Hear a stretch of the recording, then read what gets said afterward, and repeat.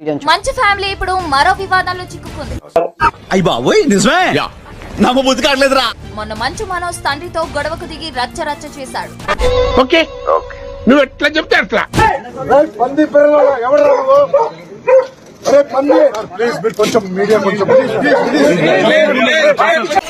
నేను మంచోడిని అయ్యి ఉండొచ్చు కానీ నేను చేసే పనులు ఏదో పనులు కాబట్టి తిడతారు. దెంగులు కాయాల్సి ఆ వివాదం ఇప్పుడిప్పుడే ముగుస్తుందనుకుంటే అంతలోనే మంచు విష్ణు ఇంకో వివాదానికి తెరలేపాడు. నువ్వు ఇక్కడికి పిక్నిక్ వచ్చింది ఇటువంటి మనుషులు ఇక్కడ ఉన్నారని ముందుగా చెప్పగల. తాజాగా ఆయన సిబ్బంది జల్పల్లిలోని అటవీ ప్రాంతాల్లో అడవి పందులను వేటాడినట్లు తెలుస్తోంది. ఏంటి మమ్మీ ఎవడీడు? విష్ణు సిబ్బందిలోని మేనేజర్ కిరణ్ చిట్ట అడవిలోకి వెళ్లి అడవి పందులను వేటాడాడు.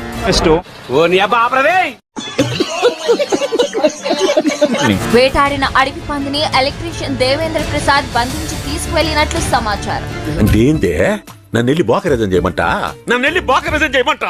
ఇలా అడవి పందులను బంధించి వేటాడడం తప్పు అని మంచు మనోజ్ పలుమార్లు అభ్యంతరం కూడా విష్ణు సిబ్బంది వినలేదు. ఇలా నాని ముత్యాలు కలిపి త్వరలో మంచి బుక్ అయిద్దాంరా. అయితే అడవి పందులను బంధించి తీసుకెళ్తున్న వీడియోలు ఇప్పుడు సోషల్ మీడియా అంతటా వైరల్ అవుతున్నాయి.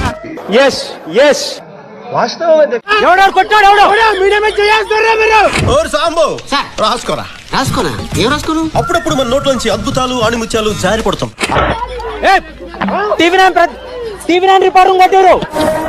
నీకు బోలే హ్యాపీ ఉండదు కదరా నీక. మీరా నాకెందుకు ఉండదు మంచా? లేదురా నీకు సమ్మగా ఉండదు. లోపల నేను చాలా ఫీల్ అయ్యి లేదురా.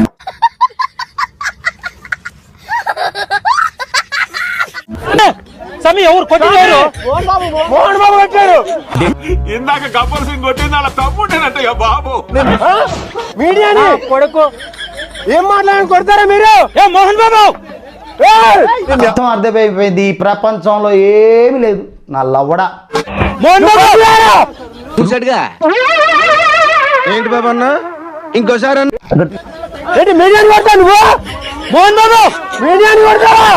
ఎందుకట్లా క్రాక్ జాక్ లెక్క చేస్తున్నావు? ఏం కొకేన్ అనుకుని శనగపిండి ఏమన్నా లాగినవా ఏంది? వీళ్ళతో కలిసి ఉంటే సుఖం లేదు. ఒక్కబెట్టి ఏడుస్తావు చూసుకో. నాకున్న అనుభవంతో చెప్తున్నా. మోహన్ బాబు గారు సార్ చెప్పండి. మంచి చేస్తా నా కొడక నువ్వు రే నాశనం అయిపోతావురా.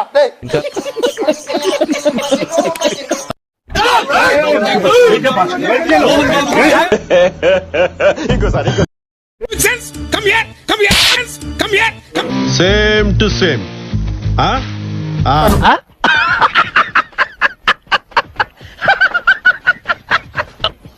అసలు నా లైఫ్ లో అలాంటి కొట్టుడే చూడలేదు.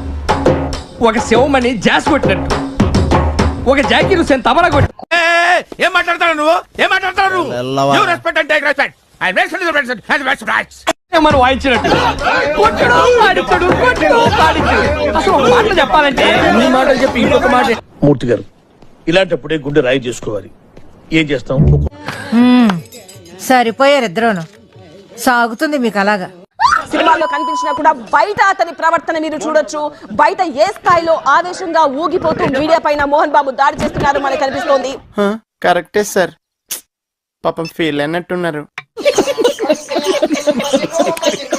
అది వాళ్ళ ఇంటి వ్యవహారమే కావచ్చు, కుటుంబ వ్యవహారమే కావచ్చు, కానీ వాళ్ళందరూ కూడా పబ్లిక్ పర్సనాలిటీస్. పాపం వాళ్ళ కోసం తను మాట్లాడి తను చివరు సారీ చెప్పి తను ఇది చేస్తుంటే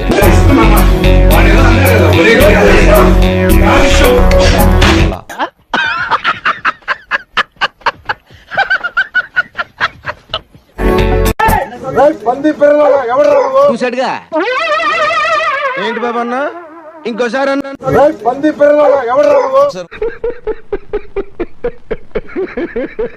ఎంతో పేరు ప్రఖ్యాతులు ఉన్న వ్యక్తి మోహన్ బాబు. ఎన్నో వేదికల పైన ఎన్నో పెద్ద పెద్ద మాటలు చెప్పిన వ్యక్తి మోహన్ బాబు.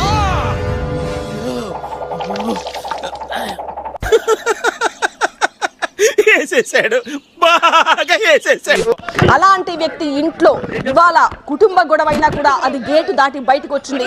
తండ్రి కొడుకు పరస్పరం ఒకరిపైన ఒకరు ఫిర్యాదులు చేసుకున్న పరిస్థితి. నవ్వు ఆపుకుంటున్నావు కదరా.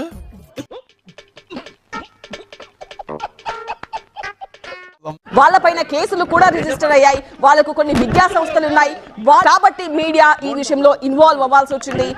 అంటే నన్ను పరాయివాడిగా తీసి పారేసావు అనమాట. ఇన్నాళ్ళు నేను మీ వాడిని, మీరు నా వాళ్ళు అనుకుని మురిసిపోయానయ్యా. మీకున్న బ్రెయిన్ కి మీ తెలివితేటలకే మీరు సుప్రీం కోర్టుకే జడ్జి అవ్వాల్సింది.